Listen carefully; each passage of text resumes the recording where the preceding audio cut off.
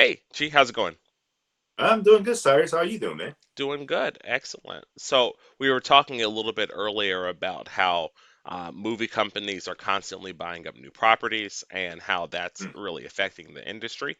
I think this is one of those topics that don't go talked about enough, but I think it's one of the larger reasons why we're not getting nearly as many movies as we'd like to see, or as many ones that are of right. high quality. So, Yes. interesting conversation. You don't see a lot of small budget or medium budget movies anymore. Like the comedies have largely gone away. For example, you Right. see a lot of horror movies, but that's because there's a built-in audience. It's very easy for people to go see those, and they're willing to go Hmm. see 20 bad movies for one good one. So that's sort of its own unique situation over there. But you look at the movies nowadays, Disney owns pretty much everything, right? Marvel, for Right. example, and Star Wars, for example, were created under different studios entirely, right? Hmm. They had Hmm. a different sensibility, different audience, and different sort of focus. Nowadays, they're all owned by Disney, who has a very specific focus and a very specific group of people that they're really supposed to be catering towards. And I think that's affected their ability to be able to execute on those movies, to staff and to fund them, and then make sure that they're continually updating them over the long haul. Over the long haul. So all those things together, I think, are pretty interesting and are affecting the movie industry. Sure. Well, that's definitely the case. I mean, you talk about the two largest movie companies today is Disney and Warner Brothers, Yeah. and they're both those companies hold some of the most popular, lucrative movie franchise rights right now. Where and you do feel like there's kind of a shrinkage of the market since they started doing that about God, I would say this all started probably about 10, 15 years ago, Hmm. Hmm. and which leads to where we are today. And it's kind of a shame because quite often I hear people talk about there's the disappearing of the mid-budget movies. Movies that are 20 million to 50 million, 60 million within that kind of frame being produced. And those are the genres either comedy, romance, or even just small type drama Yeah, that you don't that see a used lot to of romance right movies anymore. right used to populate the theaters a lot. And what we get nowadays, the big huge blockbuster franchises used to be far few in between. You get only one during one or two during the summer, and then one or two during the winter, and then the rest of the year will be filled with little projects. I mean, you can easily talk about things like the Groundhog Day being one of those type of movies, small, manageable with a few stars, and it's a classic people talk about today. So we don't have something like that, or even Sleepless in Seattle. Where when another Tom Hanks, Meg Ryan classic that appeals not only to, let's say, young couples or women, but even, I remember even I was at high school at the time. I don't want to see it in the theater because everybody talked about it. Sure. There's that right. There's that water mouth, and because there's no other strong competition in the theater around that time period. Because usually they put out those movies I think around March or April, right before the summer, and those are kind of the empty time, and you can get an audience to go in the theater just to kind of relax and watch something else. Well, That's something the fact that completely you different. mentioned those two, those are both Mhm. Bill Murray movies, right? No, no, no. One's a Bill Murray movie. The other one is a Tom Hanks movie. Sleepless in Seattle? I thought that was Bill Murray, No, wasn't it? no, that was Tom Hanks. That was Was Tom it? Hanks. Oh, okay, yeah. Yeah, Main point being is that it's a movie where people are going to go see it for the star, right? right. They That's go one see it of with the the star. major Hmm. components that's missing in today's movies. People Sure. really aren't going to go see movies for stars, right? Um, Right. Robert Downey Jr., he did a movie immediately after Avengers and it didn't do well. And Right. so, his star power is strongly connected to the franchises that he's a part of. And we love him for that character and for that role, Sure. but people don't necessarily go and see every other movie that they create. Chris Evans, he's done plenty of Right. movies that were smaller budget, but they weren't big hits, even though many of them were good movies that Right. are perfectly fine to watch and everything. So that makes a big Right. difference as well. Well, I mean, we can go through a few movies this year that's done well. You Hmm. have the Super Mario Brothers movie. Yep. franchise. everyone went to see it because the video game, because it's Super Mario, not because I think it's Chris Pratt being the voice. Nobody, I mean, sure, that's a bonus, but nobody's gonna go see a movie for him Right. on that yeah, on that on that fact. And then you also have Oppenheimer, Yes. starring Cillian Murphy, but nobody's seen it because of Cillian Murphy. People are seeing it because it's a Christopher Nolan, a director named project, and the subject matter seems interesting to the general audience. Right. Right. So there's that, and then there's Barbie, starring Margot Robbie. But I think whether it's going to be her or not, but if you cast a pretty looking blonde that fits that image of Barbie, people are going to go see it. Sure. I feel Right. a So. lot that property-led movies are much harder to create, but much easier Mhm. to maintain in the long run. You Sure. compare that to actor-driven movies, that's an entirely different way of Right. navigating and training your audience to watch. So I think that definitely Right. makes a lot of sense. Right. Yeah. It used to be that because you mentioned Bill Murray earlier. It used to be they would where it would be a Bill Murray vehicle, Yes. and you would go see it purely on the strength because you like Bill Murray. Hmm. I remember at the time there was a movie like Scrooged, Yeah. which is like a Christmas Carol update. I went to see it because I know Bill Murray from Ghostbusters. I said, okay, I like him. I want to go see that. And then I happened to be a fan of the Christmas Carol story itself. So and that movie was a good movie. It was a really fun update about the Christmas Carol. So that movie worked for me as a double whammy. It was a known property, but yet Bill Murray, worked in that role. Right. And Right. then there was another movie that I think less people talk about is What About Bob, where Bill Murray played next to Richard Dreyfuss, who's a psychiatrist, and Bill Murray's kind of a patient, one of his psychiatric patient that needed sort of mental counseling. And even that was a fun little movie. You can tell it was small time budget. They just filmed around a lakefront house, and it's just very very low cost, but it's a very memorable movie. Sure. And Yeah. then right, and then you can even say Sleepless in Seattle. Not sorry, not that. The one I think you were talking about was Lost in Translations. That's what I was thinking of. Yep. That was the one. Yeah, that's another Bill Murray vehicle, and you go see it because it's Bill Murray. Even though that was Scarlett Johansson's, I think, one of her first movie, Bill Murray was sold it, and the whole movie rested 100% on the strength of Bill Murray's, just his charm and his comedic moments and everything. Right. Yep. Uh, right, and that was when Bill Murray was already like in his 50s, but he's still playing a leading romantic interest, and as an audience, you were rooting for him. You were rooting for him to get the girl. You were rooting for him to kind of change his life. And you can't say that about a modern day franchise movies anymore. Like, am I going really into a Mario movie rooting for Mario to save?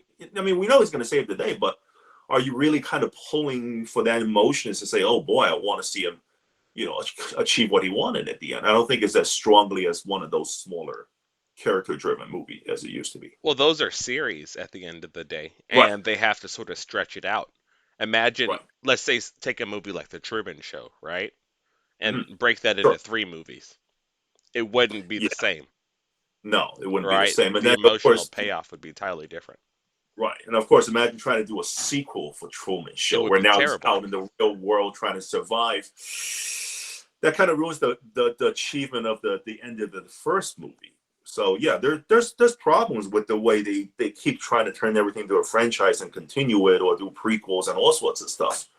And it kind of kills the satisfaction you have in the first accomplishment of a story is what I'm looking at. Well, my opinion has always been that you need both, right? You need Right. something that's a franchise and designed to be that, and you Mm-hmm. also need standalone movies, right? So if Sure. you can pump out, let's say, 70% of your movies are standalone movies Mm-hmm. and they're actor driven, that's Right. going to continually remind people that there's movies to watch, not Right. getting them out of the habit of going to the movie theaters, not get them out of the habit of going with their friends and talking about something. You want to Right. continually feed the industry, even if you're not making a lot of money.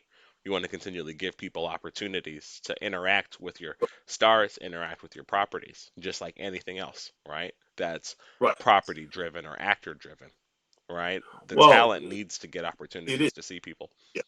Yeah, it is kind of a shame that part of the industry and the business kind of died off, and it's really I think in limbo. It feels like it's coming back a little bit, but like I said, it used to be that on this during the summer and the Christmas season, you get a few major, these giant tempo movies, and then the rest of the year will be filled with mid-range or smaller movies that the audience can just go and enjoy. There's no pressure thinking, oh my God, this is a must-see movie. I got to go get tickets on the first day. And then these movies, their box office drops off the following week over a Right. cliff. Right. Well, a big part of that consolidation that I didn't mention earlier is how we're now moving everything towards streaming services. So Yes. everyone has their own streaming service sort of vertical that's Mm-hmm. happening.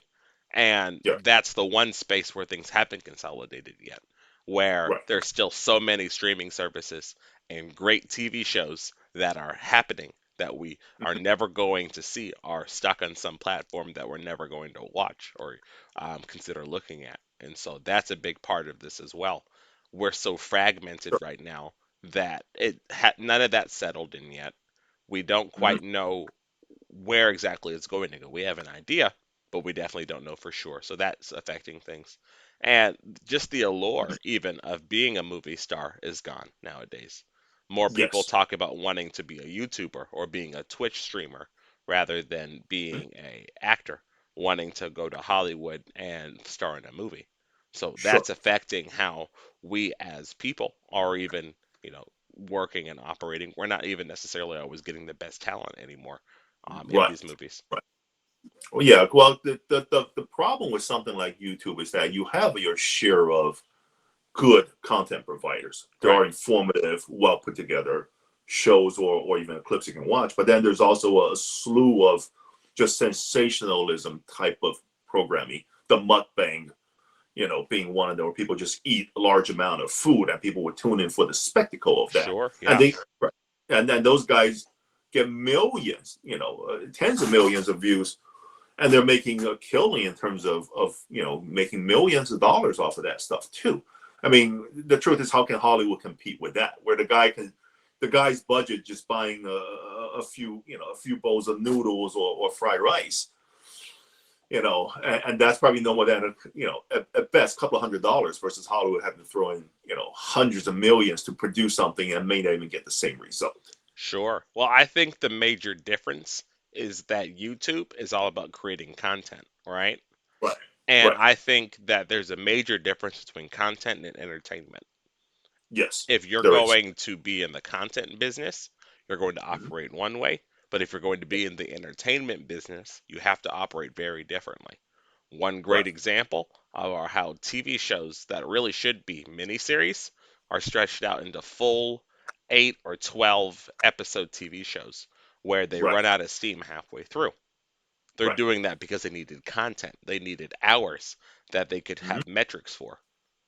right, When in reality, this show, if it was smaller and more contained, it would have been far better. I feel the same way about a lot of these movies that are being produced nowadays, too. They're right, going for movies that will 10x their money with a large investment, but will give them $1 billion and could lead to a large franchise with all of these other opportunities, which is great. But I right, think there's something to say about making sure that you're feeding the industry, right? The industry mhm, can't necessarily operate the way it needs to and grow if all you're doing is going for the big money making opportunities only. There needs to be sure, places where people can learn how to direct, right? There needs to be places where people learn how to sort of put the film crew together and build their visual effects skills and all these other things that really make an industry work. An industry can't right, just work off of Disney, Star Wars, and Disney Marvel alone. There's more to it than that, I think. And so there's a lot of other components I think that sort of need to be fed. And so even if it's something where you're even doing it with the expectation of you're only going to break even, but across 30 movies, you're trying to find ones that are going to be popular. I think that's a pretty good way of going about it because if you're only looking for one, that's far more risky. right. Well, I think that's true, because recently I saw sort of a video discussing how the movie industry has transformed. Hmm. I mean, I think nowadays there's like five major companies. You have Sony, Disney, Warner Brothers, Universal, and Paramount. I think those are the five major ones. Right. they distribute almost like I think 90% of the movie products into theaters and into streaming platforms too, as opposed to back then in the before the 2000. I think in the 80s and the 90s there were about like I think there were about 20 to 30 movie companies, smaller companies that were separate of each other, like TriStar being one of them, Columbia being another one. But of course they're all consolidated under these big corporations now. But before then, they were able to produce smaller projects that competed with each other Sure. and have has better options, and the industry was overall healthier because of the competition. But now, there's not much left. You talk about Fox, even Fox being bought out by Disney, so they're just constantly losing the ability to produce different variety now Well, because of these consolidations. here's a big part of that, right? If Mhm. Disney goes and buys Fox, right? They Yeah, have to try to figure out the best way to make good on that investment that cost right, them all that money to go and buy them. right. That's very different than, let's say, taking that same amount of money and producing 30 or 40 movies with it and then Oh, yeah. putting that into the market. A lot of these Well, properties are aging, and we're right, buying them at their most expensive and then trying yes, to sell them again to the public, even though we've already seen them. That's a problem, I right, think. right. Well, here's the funny thing is because if you're talking about spending the kind of money they spent to buy Fox Studios, they probably could have made like 100 to 200 movies with the amount of money they spent it on that. Sure. And I Uh, think it's always, yeah, I'd always prefer new movies over old movies, right, right? Even right. though I love, love, love some movies, honestly, if I could choose that over getting 10 new ones, I'd always choose to get 10 new ones. And Sure. I'd love to see movies go back to having more subtlety and focusing more on story. Because you Right. even look at something like Rocky, right? Very Hmm. simple, small budget movie. Right. The emotional highs of that movie were Hmm. outrageous. And people Right. really love and are attached to that, even though there weren't a lot of flashy things going on in the movie. It was a Hmm. character piece, and people identified with that. Sure. Well, you talk about That wouldn't be made today. no, no. I mean, you talk about there's a whole genre in the movies that you saw in the '90s where the law firm movies, Yeah, that all disappear. A few good men, the firm, um, I mean, even something like Jerry Maguire, which is about you know, agent movie, a sports agent, all that kind of stuff. All those things are interesting genres they used to do, which is completely vanished in terms of modern day cinema, market. And then there was also for a while we get espionage movies, that's true. Yeah, political spy thrillers that with Born Identity is part of that time period. We don't we don't have anything like that now. So it's kind of a shame because that's one studio used to put out. Okay, if you're putting out a long movie, we're going to put one out too, and they would kind of compete, and it would be interesting because you get a variety. And sometimes they really sell them on the strength of the actors involved. Now it's they get to a point where the studio even admitted we train the audience to kind of treat these blockbusters as contents or the next big thing. They start to lose sight of movie stars. They start to lose sight of other kind of variety they can offer to the public, and now the public want. But then the problem is once the public says we don't want this stuff anymore, what are you going to do? I think that's the next question. If you're Yeah, going to rebuild the industry, you can't pick up where you left off. You have to right, start from the beginning again, right. right? Hmm. Just Yeah, like the they have to. comic book industry. You can't Sure. just not carry on.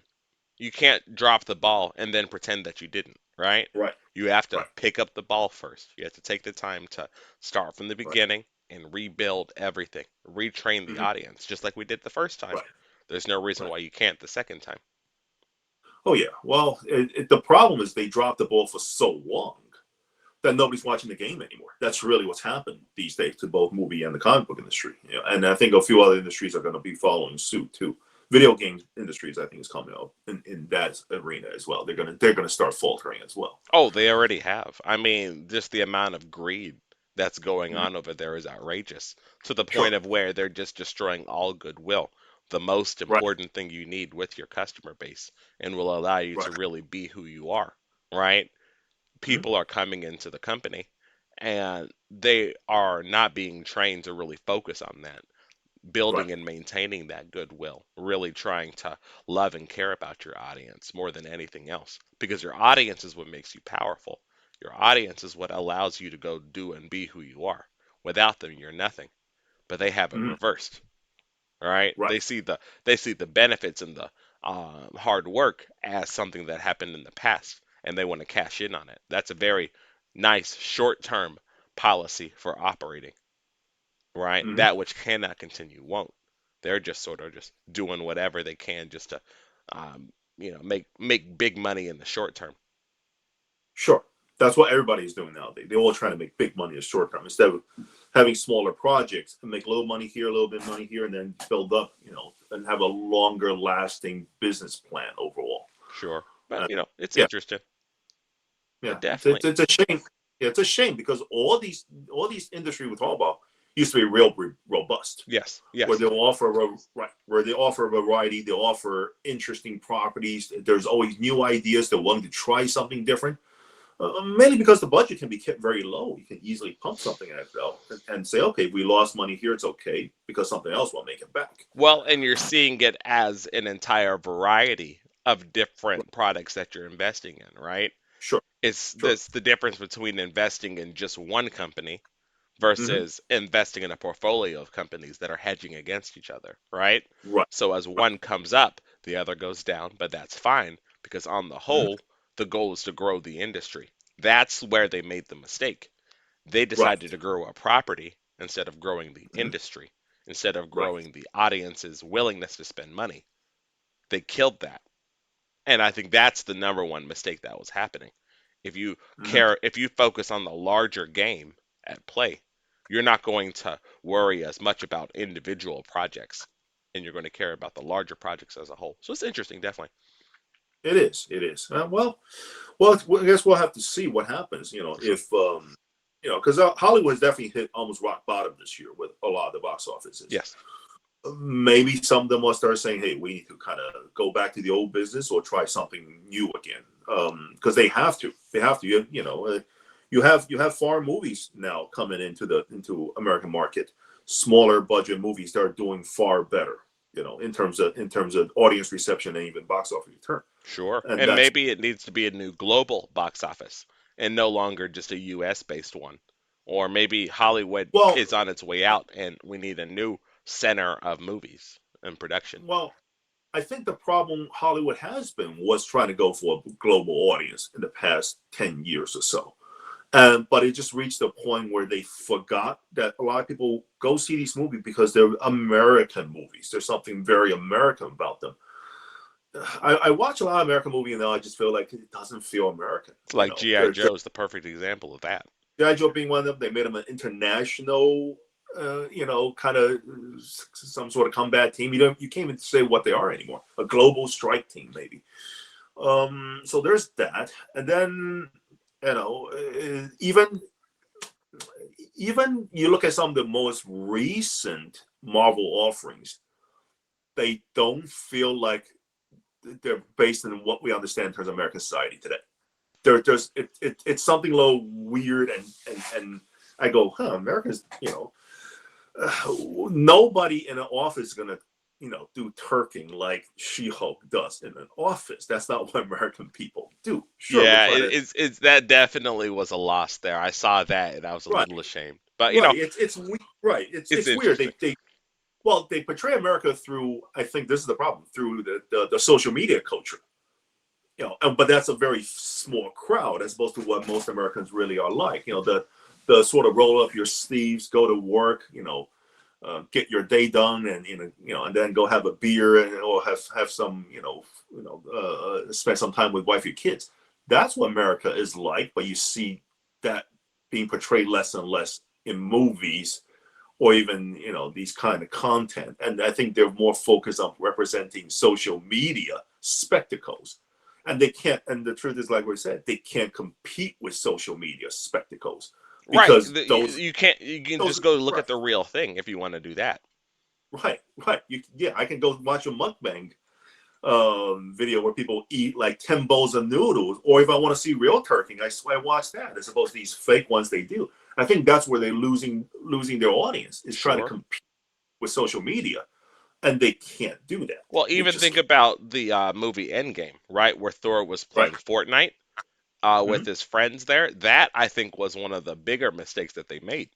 Was Sure. that they really just took this movie that's supposed to be for all time one of the most important movies ever historically Mm-hmm. for U.S. cinema, and they put Sure. things in there that'll just make it look like it's really aged. Like that's not going to play well in 10, 15 years. No, not at all. So So little things like that. right. I think that's the problem. Is instead of filtering movies through real lives, they just follow whatever the trend of social media is. And social media, good God, it could be popular this week, and then by next week it's something else people care about. Yep, and that's the problem.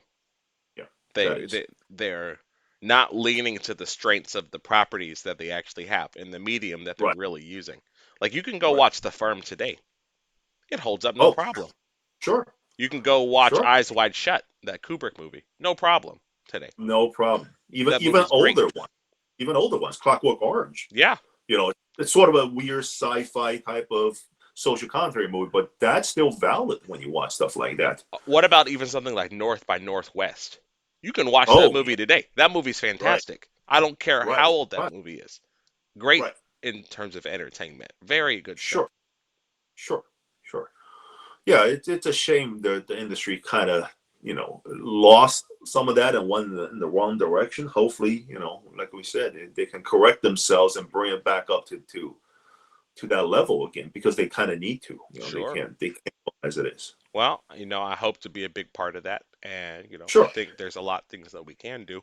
We're Mhm. always looking for support in our ventures. We're really Yes. are interested in trying to care about the audience, put out good product, and really be Mhm. receptive to what they're looking for and what they want. If you want to Right. support us, you can check out our website and buy our books, and we'd love to get any kind of help and support you guys can give us. Yeah. Definitely have love to have you guys come aboard with us. We got new comic books, coming out this year, and we hope we can continue. Like doing our best. Absolutely. I appreciate y'all. Have a good one now. Yes. Have a good day, Bye everyone. bye.